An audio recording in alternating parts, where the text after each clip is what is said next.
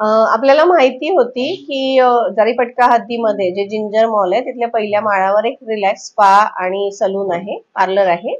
तिथे काही परप्रांतीय महिलांना आणल्या जातं आणि त्यांच्या मार्फतीने मसाजच्या व्यतिरिक्त व्यापार त्यांच्याकडून करून घेण्यात येतो. त्याच्याकरता त्यांना वेगळे पैसे ग्राहकाकडून अधिकचे पैसे देण्याचं प्रलोभन दाखवण्यात येतं आणि ग्राहकांकडून त्यांना वैयक्तिकरित्या प्रत्यक्ष बक्षीसच्या स्वरूपामध्ये किमान 2000 किंवा त्याहून अधिकची रक्कम देण्यात येते. त्या व्यतिरिक्त त्यांना पगार पण देण्यात येतो, जो की मसाज पार्लर मध्ये त्या काम करत आहे असं त्यांना दाखवलं जातं.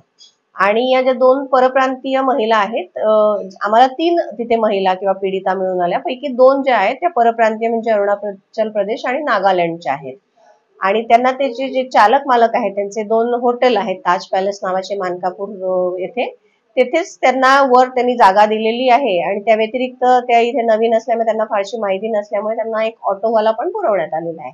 आम्ही जी कारवाई केली तिथे आम्ही गेल्यानंतर आमच्या ते लक्षात आलेलं, आम्हाला 3 पीडिता मिळून आलेल्या, जे मी आता सांगितलं त्याप्रमाणे. एक नागपूरची आणि 2 नागालँड आणि अरुणाचलच्या आहे. त्यांना मोठ्या प्रमाणामध्ये पगार पण देण्यात येतो आणि त्या व्यतिरिक्त ग्राहकांकडून त्यांना प्रत्यक्षरित्या बक्षीस पुरवण्यात येतं.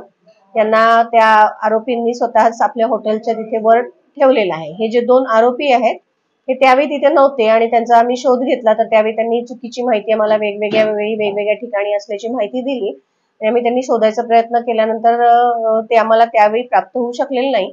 त्या व्यतिरिक्त तिथे एक मॅनेजर होती जी ते चालवत होती. तर ती असे 3 आरोपी ते चालवतात, चालक मालक आणि मॅनेजर असे आहे. आरोपी 3 आहेत, पैकी अटक फक्त मॅनेजर आहे, रक्षा शुक्ला नावाची मुलगी. याच्या व्यतिरिक्त जे महत्वाचे 2 आरोपी आहेत ते यामध्ये आम्हाला 3 आरोपी निष्पन्न झालेले आहेत. पैकी एक आहे निसार भाटी म्हणून, जो ज्याने ती जागा भाड्याने घेतलेली आहे. त्यांचे लहान भाऊ आहे फिरोज भाटी म्हणून, जे ते चालवतात. आणि त्याच्या व्यतिरिक्त त्यांनी एक मॅनेजर ठेवलेली रक्षा शुक्ला म्हणून ती.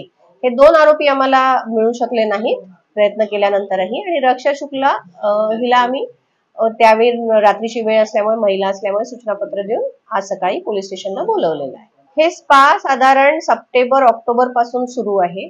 या परराज्यातल्या महिला आता 2 महिन्यापूर्वी आलेल्या असल्या तरी पूर्वी पण तिथेच परराज्यातल्या महिलांनाच बोलवण्यात आलेलं होतं. हे साधारण 2-3 वेळा झालेलं आहे.